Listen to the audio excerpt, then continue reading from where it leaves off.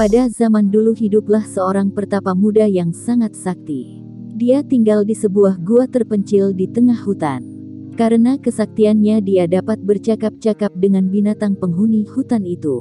Pada suatu hari ketika dia sedang duduk bersemedi di luar gua, datanglah seekor kelinci dengan tergesa-gesa. Nafasnya naik turun dan gemetaran. Rupa-rupanya kelinci itu sedang dikejar oleh harimau yang lapar. "Tolonglah aku wahai pertapa," kata kelinci memelas. Mendengar cerita kelinci, si pertapa jatuh iba dan berjanji untuk menolongnya.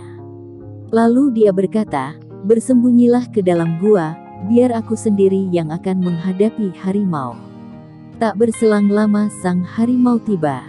Dia langsung menanyakan perihal kelinci itu kepada si pertapa.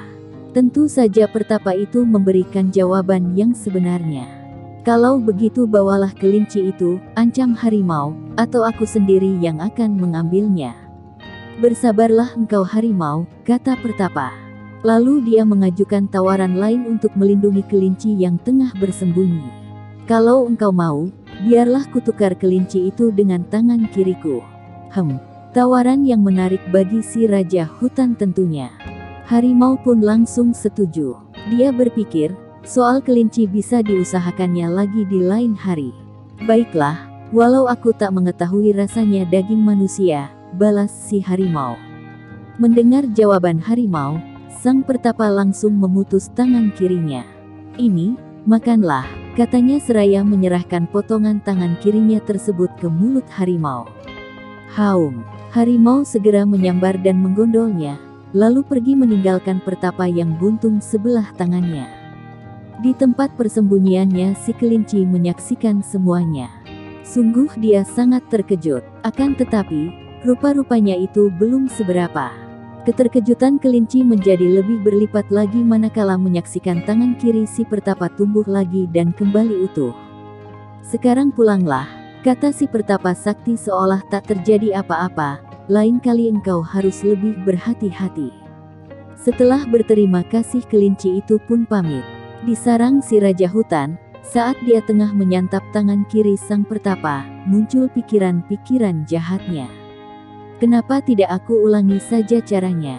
Ya, dengan sedikit kebohongan, aku tak perlu capek-capek mengejar mangsa." Sambil tersenyum-senyum harimau yang licik ini membayangkan rencananya. Besok dia akan mendatangi si pertapa. Lalu dengan sebuah cerita palsu dia akan memperdayainya.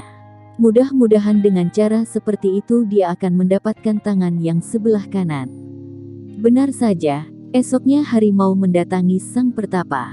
Setelah berhadap-hadapan harimau menceritakan kisah palsunya tentang kelinci lain yang hendak dimangsanya. Harimau itu berkata, "Kalau aku mau, kelinci itu pasti sudah berada di dalam perutku." Si pertapa bukan tidak mengetahui kecurangan harimau. Dia mengiyakan saja kebohongan harimau, bahkan ketika si harimau menuntut pertukaran nyawa kelinci tadi dengan tangan kanannya. Sang petapa memberikan tangan kanannya. Harimau segera menyambarnya karena berpikir pertapa itu sudah buntung sebelumnya. Senanglah si harimau karena akal bulusnya berjalan sesuai dengan rencana. Dia kembali ke sarangnya dan kembali melahap tangan pertapa.